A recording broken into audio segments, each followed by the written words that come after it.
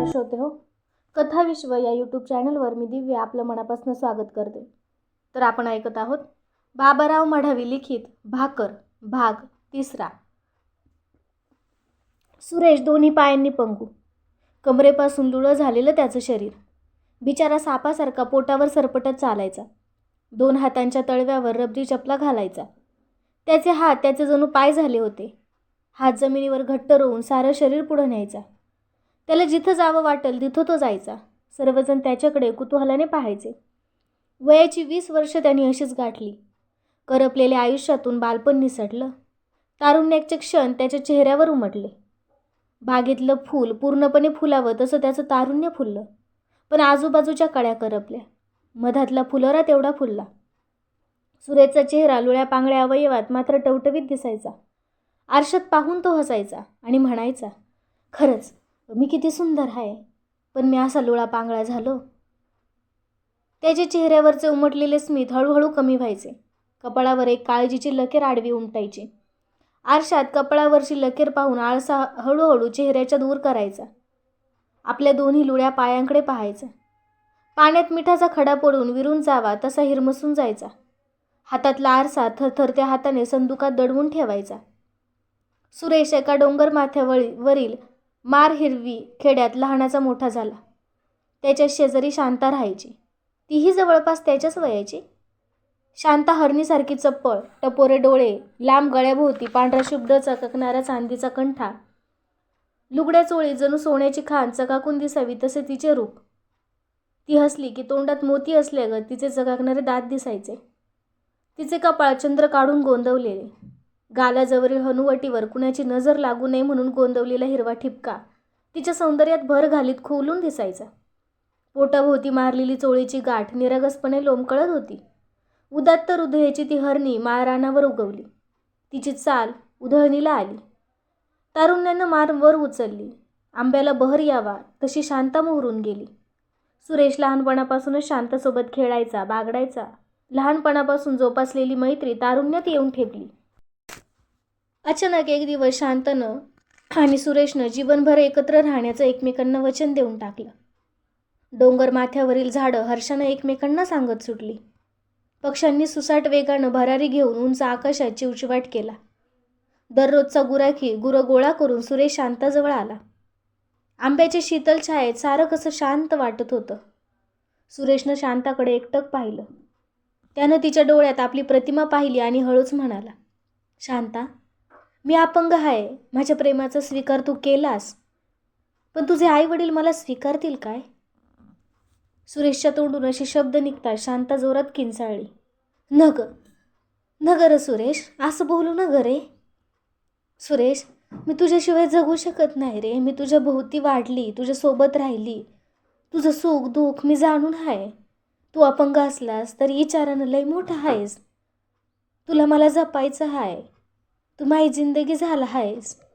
मायापासनं कोण तोडल रे तुला? आण खातू या, तुला मी कधी सोडणार नाही. शांताचे शब्द ऐकून सुरेशच्या डोळ्यातील समुद्र व्हायला लागला. दररोजचा गुराखी साक्ष बनून काठीचा आधार घेऊन पाहत होता. त्याचा चेहरा चिंताक्रांत झाला. झाडाखालच्या गुरांच्या डोळ्यात आसवं उभी झाली. त्यांचे रवंथ करणे थांबले होते. कान टवकारून ते सुरेश शांताकडे पाहत होते. सुरेश शांतीच्या प्रेमाचा वृक्ष बहरून आला. आंब्याची पालवी हिरवी गच्च होऊन डुलायला लागली. शांतीनं सुरेशला पाटकुळी आणली आणि आंब्याच्या झाडाखाली थंडगार सावलीत आणून ठेवले. शांता म्हणाली, सुरेश, थंडगार सावलीत विसावा घे. हे आंब्याचं झाड किती दिवसापासनं विसावा देतं या. सुरेश म्हणाला, शांता, किती जपतेस ग मला. तुझं वय हसण्या खिदळण्याचं, पण तू माझ्यासारख्या लुळ्या पांगळ्याबरोबर हसतेस, खेळतेस. जवान झाली आहेस पण साथ नाही सोडली. तू किती उदार आहेस ग. शांता, मी असा अपंग तुला कसा पोसणार? माझ्या डोळ्यात विचारांचं काहूर माजतं या. हे सांगताना सुरेशच्या गालांवर अश्रूंचे थेंब वाहत होते. शांतीनं आपल्या बोटानं ते अलगत वेचून तोंडात टाकले. ती सुरेशचे अश्रू प्यायली लागली. ती निर्धारानं बोलली, मी समर्थ आहे. सुरेश, तुला पोसाय मी समर्थ आहे. मी मोलमजुरी करीन पण तुला सोडणार नाही. तू असा हाय खाऊन जाऊ नकस र. तुला माझी आण हाय. माझ्यावरती तुझा विश्वास आहे ना. सुरेश थोड्या वेळानं हसला. तिचं डोकं हृदयाजवळ घेतलं. मी तुला कधीच विसरणार नाही ग. सुरेश शांतीची जीवन नौका प्रेमाचा आधार घेऊन चालली होती. ही नौका तडीपार होणार की नाही याची शंका सुरेशला यायची. त्याच्यासाठी त्याला पाटकुळी घेऊन फिरवणारी शांता हिमतीनं पुढं आली. तारुण्यातली जगण्याची पालवी वाढू लागली होती. खुंटलेलं रोपटं टवटवीत दिसायला लागलं. शांता त्याला पाणी घालायची.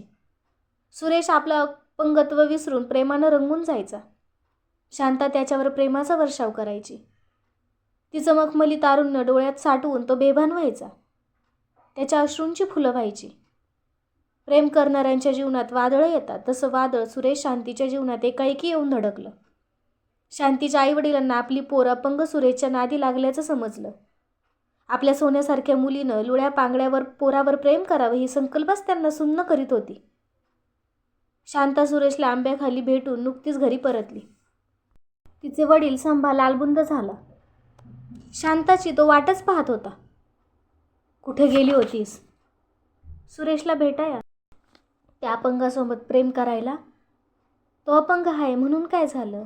त्याला बी काळीच आहे. थोबाडवर करून बोलतीयास हलकट कार्टी.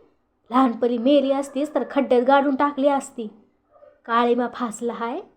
आपल्याला सगळेजण फिदी फिदी हसत्यात म्हणत्यात संभाच्या पोरीला लुळं पांगळं पोर नुपरं गेलं या. बारा असं बोलू न ग. तुला तुझ्या लेकीची आण हाय. मला सुरेशपासनं तोडू न ग. त्याच्या अपंगपणाचा थोडा तरी विचार कर. त्याच्यापासनं मला तोडलं तर त्याचा कोण जन्मभर सांभाळ करील? त्याला कोण समजून घेईल? तो लय चांगला आहे र बाबा. त्याला दुसरं कोणी मुलगी देईल तूच सांग. माझ्या सुरेशला माझ्यापासनं तोडू न ग. हात जोडतो, भीक मागतो. वाटलं तर मला नेवायला जन्मभर येऊ न ग. ती गयावया करत होती. रडून रडून थकली. तिच्या डोळ्यातील समुद्र पार आटून गेला. तिला सुरेशला भेटण्याची मनाई करण्यात आली. काळाची गतिमान चाकं एकाएकी थांबली. सुरेशच्या हृदयावर एक जबरदस्त जखम झाली. शांताच्या आईवडिलांनी तिला धमकी दिली. तू त्या अपंग पोरासोबत लग्न केलंस तर आम्ही विष पिऊन मरू. तिचा नाईलाज झाला. प्रचंड ज्वालामुखीत सारे उद्ध्वस्त व्हावे त्याची तिची स्थिती झाली. जबरदस्तीने शांताचे लग्न दुसऱ्याशी ठरवण्यात आले. सुरेशला हे सारं कळालं. तो ढसाढसा रडायला लागला. आपल्या अपंग शरीरावरून त्यानं नजर फिरवली. लुळ्या पायावर अश्रूंचे थेंब पटापटा पडले. शांता न ग, मला सोडू न ग. सुरेश मुळूमुळू रडत होता. सुरेश हताश झाला. त्याला एकटं पण जाणवायला लागलं. त्याचं अपंगत्व त्याला खायला लागलं. एकटाच आंब्याखाली उदासपणा पडून राहायचा. दररोजचा गुराफी कळप घेऊन झाडाखाली यायचा. पण त्याच्याही हृदयात सुरेशचं उदासपण रुतायचं. गुरं एकमेकांकडं माना टाकीत एकटव करून पाहायची. त्यांना शांता कुठंच दिसत नव्हती. तिच्या बांगड्यांचा आवाज गायब झाला होता. पायातला घुंगरांचा आवाज येत नव्हता. तिचा कोमल हात पाठीवरून फिरत नव्हता. गुरं ढोरबी डोळ्यात आसवा आणून आठवण काढीत होती. हंबरडा फोडीत होती. त्यांचा हंबरडा पाहून सुरेश जास्त कासावीस होत होता. झाडाच्या सावलीतही त्याला दरदरून घाम यायचा. त्याचे हास्य लुटले गेले. शांताचे लग्न एका श्रीमंत मुलाशी झाले. ती दिसायला सौंदर्याची जणू खाण. ती सुखी संसारात पडली, कुटुंबात पडली. शांता आपल्या सासरवरून पहिल्यांदा घरी आली. तिचं रूप पालटूनच गेलं होतं. सोन्या नाण्यानं मढवून गेली. पिवळ्या सोन्यात पिवळी काया नटून सजून लायलेली. तारुण्य ओसंडलेलं. पण तिचा चेहरा मात्र कोमेजलेला. फुल सुकून जावं व पाकळ्या मिटावे तशीच तिची स्थिती झाली होती. आल्या आल्यास तिनं आंब्याच्या झाडाकडं सुरेश सुरेश असं धावत हाव घेतली. सुरेश उदासपणे पडला होता. शांताला पाहताच त्याचा क्रोधाग्नी भडकला. त्याचा चेहरा एकाएकी लालबुंद होत गेला. डोळ्यात अंगार पेटत गेला. त्यानं काही एक विचार न करता जवळचा दगड घेतला आणि शांताला फेकून मारला. शांताचं डोकं फुटलं. ती रक्तबंबाळ झाली. डोळ्यातून भळाभळा रक्त वाहू लागलं. न घर सुरेश, मी दोषी नाही. तुझ्यापासून मला जबरदस्तीनं तोडलं. धोकेबाज, बेईमान. मी अपंग आहे म्हणून दुसऱ्यासोबत गेलीस.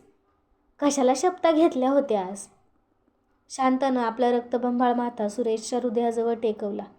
सुरेशचा शर्ट रक्तानं माखला. सुरेश, तुझं कसं होईल र? सुरेशही आता मुळूमुळू रडायला लागला.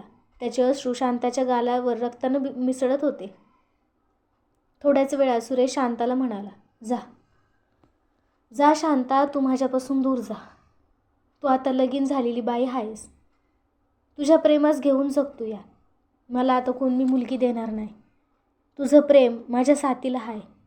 ज्या क्षणी तुझं पवित्र प्रेम माझ्या डोळ्यामोहर नसेल त्यावेळेला मी या जगात नसेल असं तू समज. तू किती सुंदर दिसतीयास सौभाग्यपणात. या सौभाग्याचं रक्षण कर. थोड्या वेळानं शांता निघून गेली. तिच्या पाठमोळ्या आकृतीकडे सुरेश एकसारखा पाहतच राहिला. सुरेशच्या डोळ्यासमोर शांताचा पूर्वजीवनपट दररोज दरळतो. प्रत्येक दिवशीचा सूर्य शांताची आठवण घेऊन उगवतो. त्याच्या कानांवर शांताचा आवाज आदळतो. सुरेश, तुझं कसं होईल र? त्या आवाजाचाच त्याला आधार वाटतो. तो वेड्यासारखा वारंवार संदुकातून तिचा कागदाचा गुंडाळलेला फोटो काढतो आणि टक लावून एकसारखा पाहत राहतो. काय सुंदर दिसतीया म्हणून हळूच तोंडातल्या तोंडात पुटपुटतो.